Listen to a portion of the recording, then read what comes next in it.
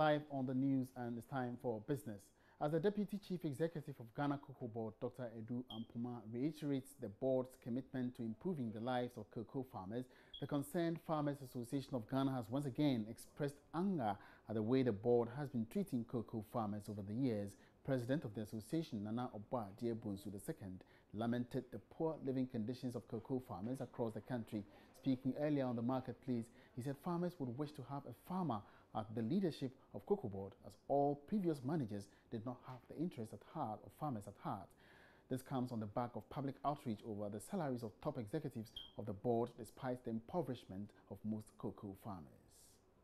You see, it's so heck that when I hear people that they say this is the board chairman of Cocoa Board, this is the CEO of Cocoa Board, this and that, my brother, we are the farmers, we feed the nation, we own this country. So the thing is, the scholarship scheme that they are talking about, we the cocoa farmers are not getting the scholarship scheme. We want to take over the Cocoa Board. We want to take over. We the farmers want to take over. We can make it ourselves. We have intellectuals within the cocoa industry that they can take over this thing. We don't have to do it political appointment. You want to take over Cocoa Board as in what respect? Asking from the chairmanship to the CEO, we want to take over. We want to take over because, listen, go to the cocoa industry and see, even the cocoa farming community, if they even have a clinic. What kind of school are they building for us? And let us ask the chief executives and the managing directors and the people there, what kind of schools are their kids going? We provide, we give you people the money. Without we, you are nobody. Do you get my point? But at the end of the day, we are suffering. We don't even get quality water to drink. And you people are drinking bottled water. Away from that, internet service provider Main One Cable has endorsed the latest merger in Ghana's telecom industry as one of the best consolidations, which will be of benefit to consumers. Telecom service providers Airtel and Tigo have announced their decision to merge into one entity, a development which many industry players have criticized. However, in an interview with Joy Business, West African Regional Executive of Main One, Kazim Ladepo, noted Ghana's population is expanding and would require quality service, hence the decision by the two telecom giants to merge is laudable. He made the remarks on the sidelines of the company's business breakfast meeting in Accra. Ghana's telecom industry is undergoing a consolidation due to the decision by some major players to merge their operations. This is expected to strengthen competition in the industry and also give customers the opportunity to choose a better network. In an interview with Joy Business, Kazim Ladepo, West African Regional Executive of Main One, noted this is one of the best measures that will see customers get the maximum benefit. Mergers are supposed to be tools for creating better efficiencies in businesses. Fundamentally, when two businesses come together, it's just so that they can bring diverse values to the table, consolidate it, and improve on their respective performance as a unit of business, as against being two separate businesses. So I'm sure that the organizations and the people that are putting the structures together for these mergers are most concerned about getting the right model that would make the businesses be more efficient. And efficiency is basically delivering customer services well, because that is the only way that you're going to have return on investment. Customers, that's Airtel and Tigo. Yes, both of them are actually our customers. So we believe and we're strongly excited that they're coming together to do this. We think that they see intricate values in the consolidation, and that that consolidation would actually make them be optimally more efficient than they are. He was speaking on the sidelines of the company's business breakfast meeting held in Accra for its service providers and customers. Mr. Ladepo stressed on some reforms the company is undertaking as part of measures to improve service quality.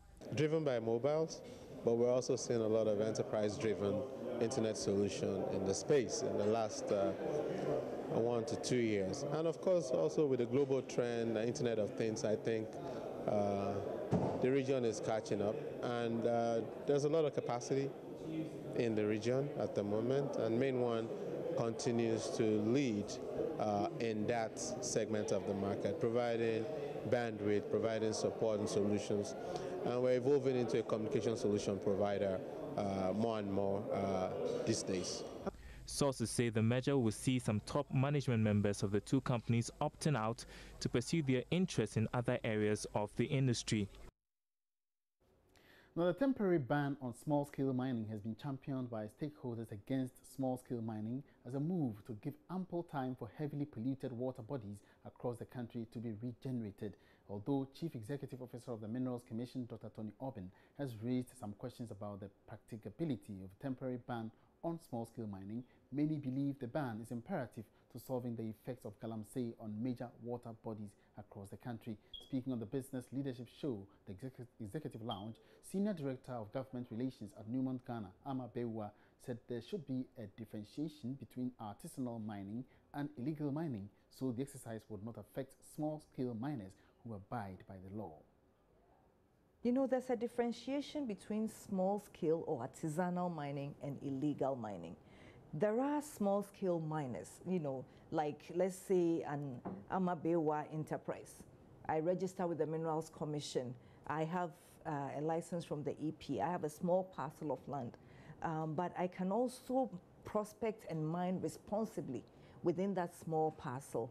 Not use dangerous chemicals, not use banned chemicals. Make sure that I am not disturbing the environment, and I am reclaiming, you know, and reclamation in the corporate sense. We do a lot of reclamation where lands that you know we impact are returned as close to their normal state as possible once we leave.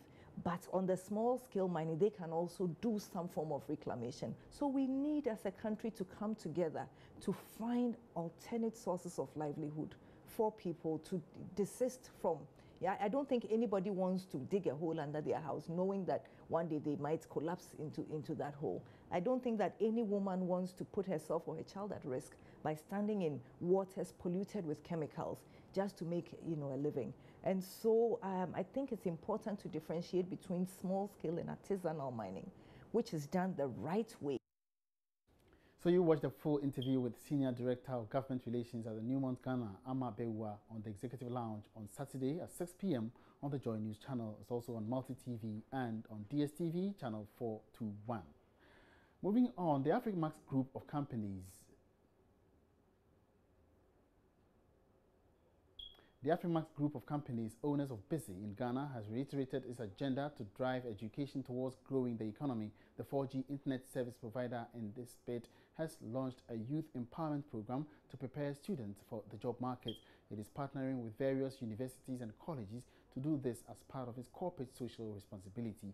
Praveen Sadalij is CEO of Busy. Busy's Youth Empowerment Program is three-dimensional, consistent graduate development, a student brand ambassador program, and an online educational platform called Jump. About 60 to 70% of the population in the country is below 25 years. This, according to Busy, signals an impressive pool of talents and immense capacity just waiting to be tapped into. The 4G internet service provider hopes to leverage digital media, which is common among Ghana's growing young population, to provide free access to educational content. CEO of Busy, Praveen Sadalagi, spoke to Joy Business at the launch of the Youth Empowerment Program. Next 20, 30, 40 years, Africa is going to change. And this is the time we have to be there. Give this opportunity to these young people, which is close to 60-70% of the Africa's population, of Ghana's population, and see that the youth has the right opportunity. They are getting out of school. They are now, and many times it so happens that they don't know what to do next. So if we are able to provide an opportunity, if we are able to provide a platform which makes them bring their ideas out, take it to the wider market, and puts them on at a place, at a level where they can take it further and be a success. That's what we are looking at.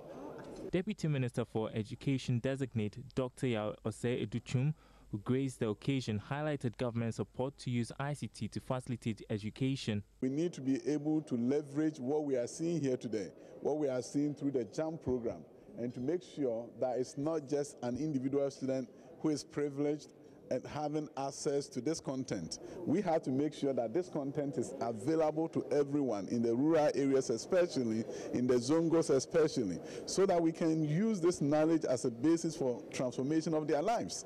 Education is the opportunity for transformation. It presents the opportunity for transformation, and it creates an equal level playing field. And to do that, we need connectivity so that everyone can tap into what I see here today. The 4G internet service operator envisions that by 2020, there will be over 5 million users across all markets on the JAM platform.